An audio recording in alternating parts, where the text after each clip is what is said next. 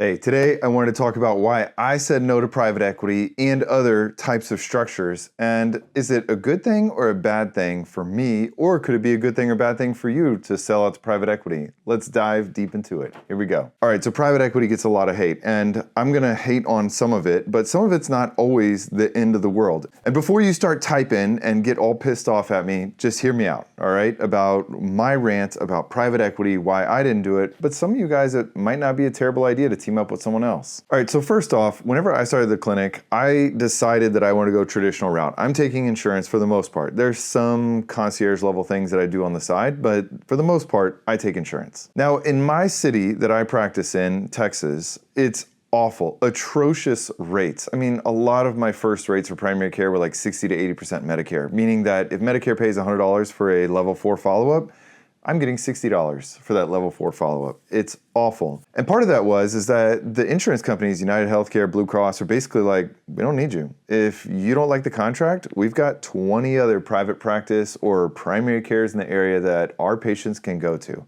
It's not worth our time. I think the pendulum is going to swing back the other way because I do think that eventually the big groups are going to have so much leverage that basically insurance companies are going to start offering better rates to offer more competition for the big groups, so that way they're not paying 200% Medicare to go to the super large group in your area. That's not a topic of today's discussion though. So when I started out, and like many of you, there's a huge company that I've talked about before, Privia. I have no affiliation with them.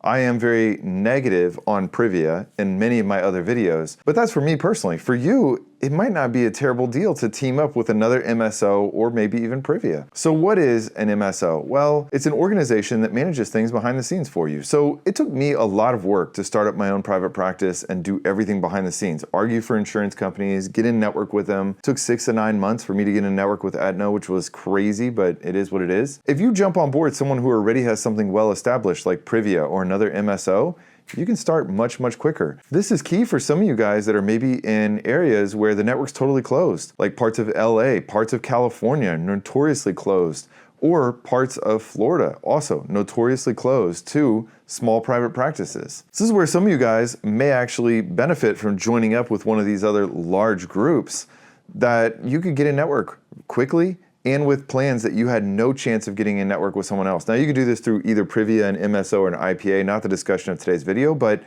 I just wanted you to know that some sort of venture capital or private equity backed group could basically do turnkey, almost like getting a Subway franchise. You want to start up your own sandwich shop? You can do that. You can go create your own recipes, buy your own equipment, source everything, or you can just go pay Subway whatever it costs, $50,000. They'll give you the playbook, they'll give you everything. They'll basically take you to a camp and train you how to run that franchise location. Different strokes, different folks. You know, do you want to own a franchise like that and not really own it because Subway could come to you any day? Just like I've told some of you guys before, Subway could just basically say, you know what, we don't want your location to exist tomorrow, we're closing it. Theoretically, the same thing could happen with these other groups, is they could cut you out and you have no choice. Now, when I was thinking of teaming up with Privia, this is before they went public on the stock network. This is before they went public on the stock exchange, and they were offering all kinds of ancillary incentives, you know, whatever they could do through their laboratory, like they had a pathologist reading pap smears or their own blood work, that I could get some sort of benefit from owning Privia, owning these shares.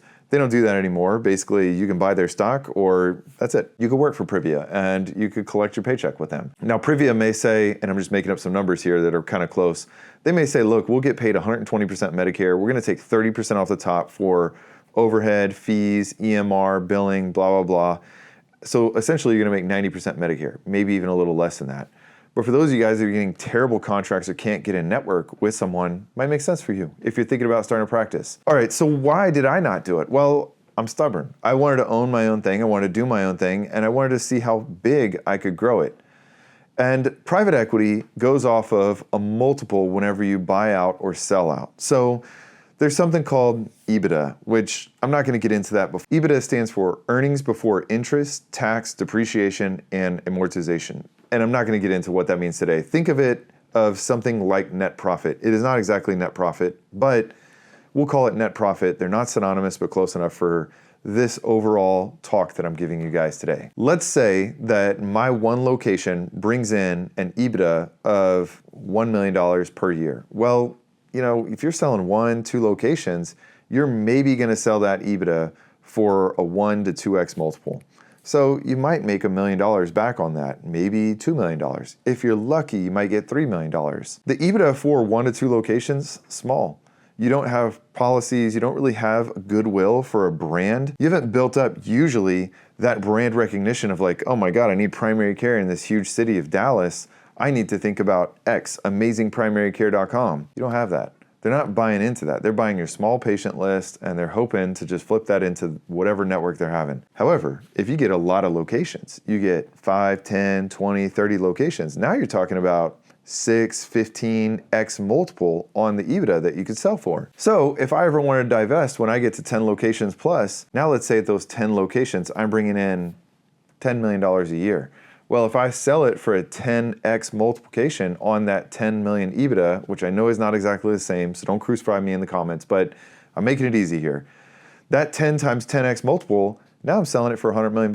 Now you can see why those of you guys who said the older group is just totally screwing me over, if you can grow your company large enough, where a lot of, like in my city that I'm in, there was an ER group that had like 15 locations. They sold it for an insane amount of money. As an owner in that practice, if someone comes to you with $100 million saying, hey, you want to sell out? Even if you're not 100% owner, if you're 30% owner in that, man, that's hard to turn down. That's also one reason why a lot of our older docs, that's why they sold out to private equity. One of the reasons is because huge dollars were getting thrown around at these individuals. And there's a long reason why no one's doing it anymore about like what I'm doing, trying to build a traditional practice, numerous locations.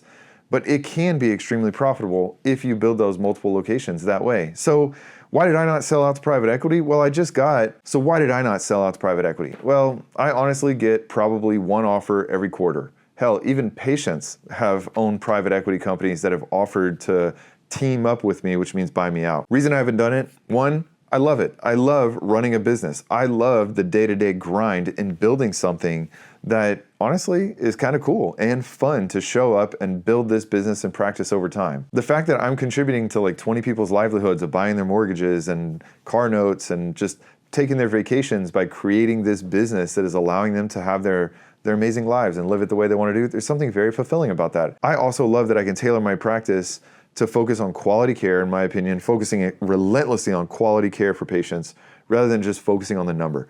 Oh my God. I used to work for a hospital that was all about throughput. And what throughput means is basically, in my opinion, treat the patient like they're a checkbook, in and out, maximum value of that revenue of that visit, and get the hell out of my office. That is not at all what I wanted for my practice. And I like that I can focus on customer service for those patients and put their healthcare first. The other reason I refuse to sell at private equity, at least at this point in time, is because then inevitably I'm going to lose ownership of this and I lose control. So let me tell you guys a quick story. There's a friend of mine who started up a dermatology practice and they brought private equity on board when they had about like 4 or 5 locations. Now they have like 20 locations. They have a lot of locations, but private equity wants to sell out now that it's about 6 years down the road, because usually they want their money back in 5 to 7 years. Now that they want to sell out, they basically made them stay on for a 5-year transition period. They non-renewed their contract. They have a non-compete, can't practice within X amount of miles of this location, and it sucks. Their baby that they made, they got kicked out and they got replaced by a nurse practitioner. I'm not trying to hate on a nurse practitioner, but this physician, this dermatologist who built this thing from the ground up, so proud of it, got it basically rug pulled out from under them. Yeah, they got a paycheck for it, but that paycheck was 6 years ago at only 3 locations.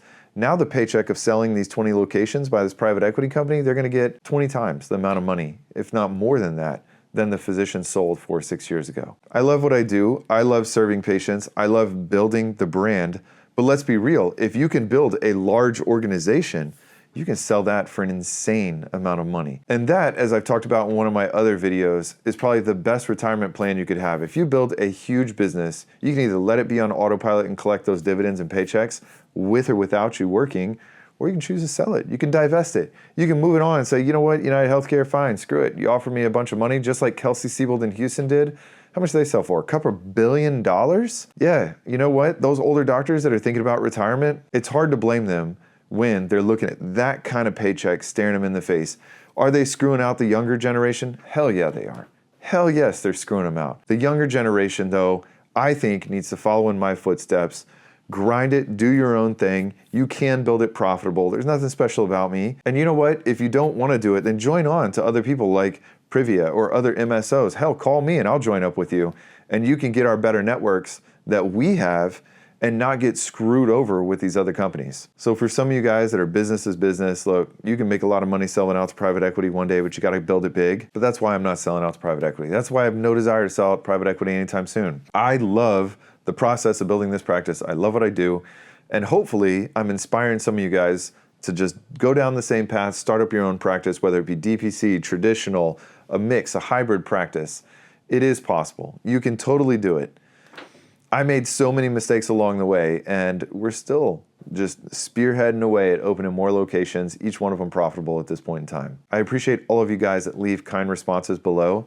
I am happy to keep consulting with you guys. I do about 7 visits for you guys a week. Thank you so much for following along. I will keep posting more videos every week, and I hope y'all have a good one. I'll see you guys next time. Later.